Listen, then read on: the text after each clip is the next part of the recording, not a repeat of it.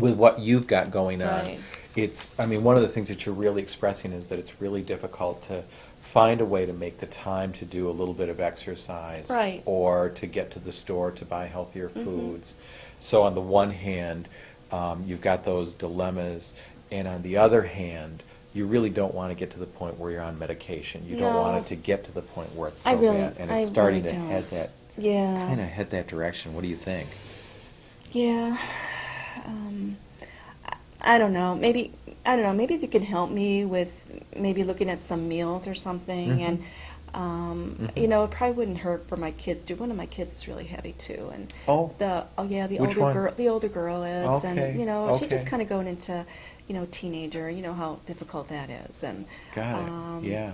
so maybe we can just try it together. And I don't know. My husband's real resistant to any kind of diet. He's Sure. we're Italian, and he's really into his Yeah. pasta and his meat and everything else here. So that's going to be hard to do that. But I don't know. Maybe during the day, I Maybe can. during the day. Yeah. If you. Well, and Yeah. you're describing already that, your lunch is pretty good. You Yeah. usually are doing something really healthy for lunch. Mhm. Maybe doing something different for breakfast might make a difference instead of the donut. Yeah. How do you feel about that, though? Well.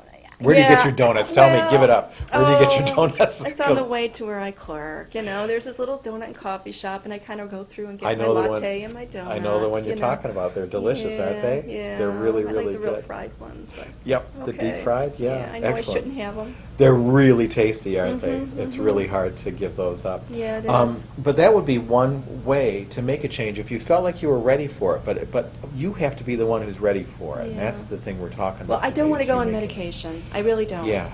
So I guess maybe getting up a little bit earlier or something, and maybe having some cereal or something in the morning before I get the kids out the door. I mean, the kids I see. eat before they leave. I just Mhm. don't. I'm running around doing all other kind of stuff. So. Mhm, mhm. Well, we have a list of some healthy foods, healthy food choices for different meals Okay. that might be worth looking at or considering. Okay.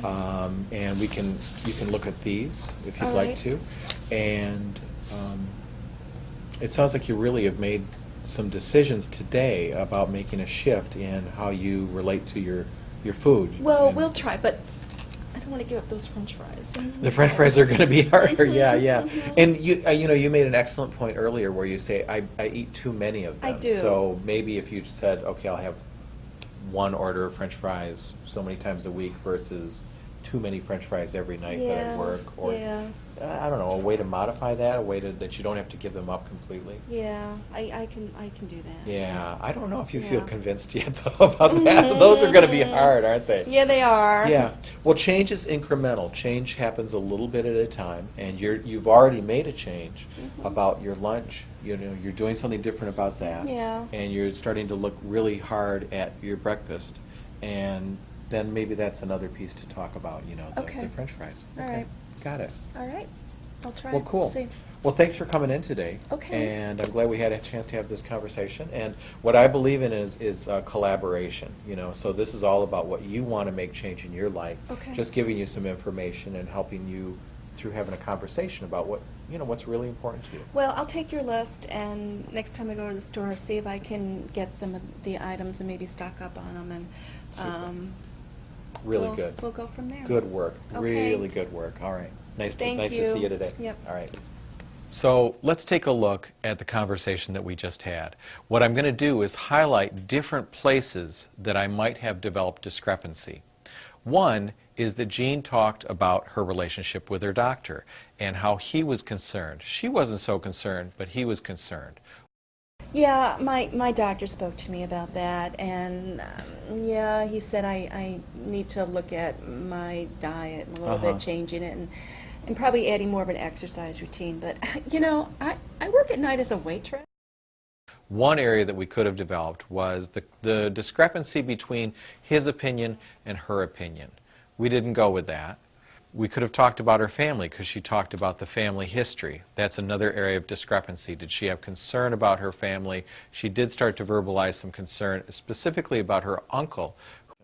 Yeah, it was the fear of not going to the medication, And you know, we have also history in our family with strokes and stuff. Oh, so, do you? Yeah. Okay. So Who in your family has had a stroke? My uncle has a stroke on my Oh, dad's side. I'm sorry to hear that. Another area that we might have developed discrepancy was with her daughter, who she said was overweight, and she had concerns.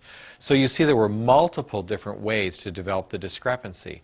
I went with medication because it seemed like that's where a lot of her affect was, and she made that point again and again and again. Well, I don't want to go on medication. I really don't. Yeah. So I guess you know, maybe getting up a little bit earlier or something, and maybe having some cereal or something in the morning before I get the kids out the door. I mean, the kids I see. eat before they leave. You know, I just Mhm. don't. I'm running around doing all other kind of stuff. So. Well, we have a list of some healthy foods, healthy food choices for different meals. Usually, when people are in the midst of ambivalence, they're practically shouting at you what their concern is. And so when we went with the medication, she was really sold on that idea.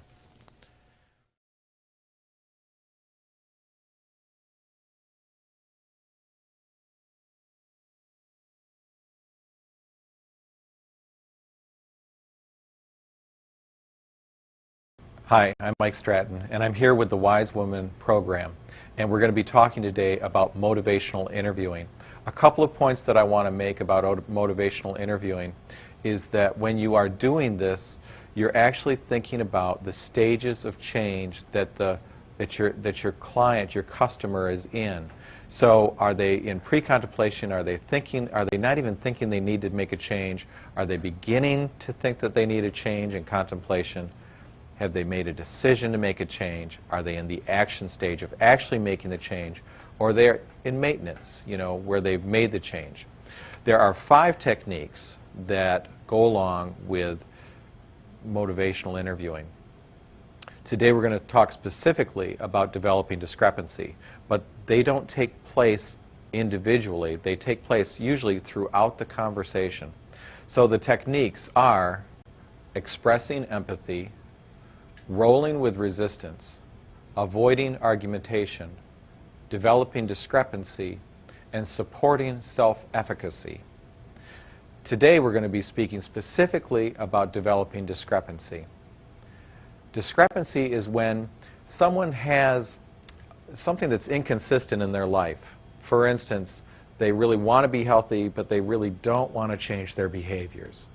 And so highlighting both sides of that helps put the client in touch with their own ambivalence, their own mixed feelings about making a change. Then you can weave in the other skills. You can empathize with that. You can help them see if they're ready to move towards making a change at that point or not. If they start to resist, you go back to empathy. You avoid argumentation. You roll with their resistance. And then maybe they're ready for a little more discrepancy. But it's their challenge, and you have to make that point. It's not your challenge against them. It's not a tug of war. It's their challenge to face themselves. You're just helping to create a context for them to explore that. Let's take a look. So, Jean, thanks for coming in today. I'm happy you're here. I'm happy I'm here too. Yeah, are you? Well, no, not really. I didn't think Yeah. you would be. Usually people aren't real thrilled to come in and have these kind of conversations. That's understandable. But we're going to be talking about your health today. And I don't know, how do you feel about your health? How's it going for you? I feel great. You know, ya? I'm Great. feeling really good, and I have no concerns or anything. Uh-huh. Okay. Yeah. So what we're going to do is run over a few different things here that we've noticed. That your blood pressure is a little high. Did you notice that? It's 140 over 98. So Yeah. you're just moving from the. Yeah. You see that red? It runs Slightly that, but high. you know, I was really running late into the doctor's office that day, so that may have made it a little bit higher. You might have been just really excited or Yeah. upset. Yeah. And your cholesterol is also high, and it's moving from up here 245. 245, Yeah. and that's just getting into the high range. Did you Yeah. notice that? Yeah, my doctor spoke to me about that, and he said I need to look at my diet and a little bit changing it, and probably adding more of an exercise routine. But, you know, I work at night as a waitress.